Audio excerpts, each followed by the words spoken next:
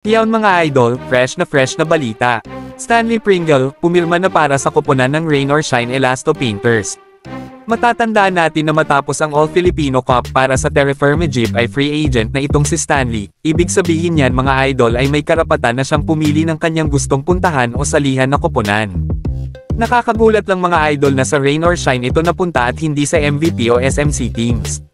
Ito'y marahil sa kadahilanan na may gusto pa itong patunayan si Stanley Pringle kahit 38 years old na siya at alam niyang si Coach Yeng Guiao ang makakatulong sa kanya. Sa koponan ng Terra Firma ay nag-average lang naman si Stanley ng 13 points per game, 3.8 rebounds at halos 3 assists per game. Para isang 38 years old na mag-average ng ganito ay isang malaking tulong pa rin sa isang koponan. Hindi na lang kasi scoring ang maitutulong ng isang Pringle sa Rain or Shine kundi ang leadership on and off the court. Sa mga crucial plays ay maasahan mo ito tulad ng pag-create ng play, pag-manage ng time at higit sa lahat ay ang scoring nito o offensive skills. Kung titingnan nga natin mga idol ay halos bata lahat ang mga guards ni Coach Yeng na kung saan ay experience pa rin nga ang kulang at eto ang maitutulong ng isang Stanley Pringle.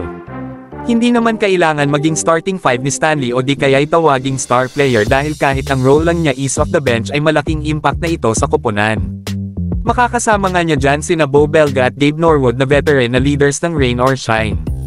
Ikaw idol, ano ang masasabi mo sa trade na ito? Goods ba para sa Rose o masyadong matanda na ito sa kanila?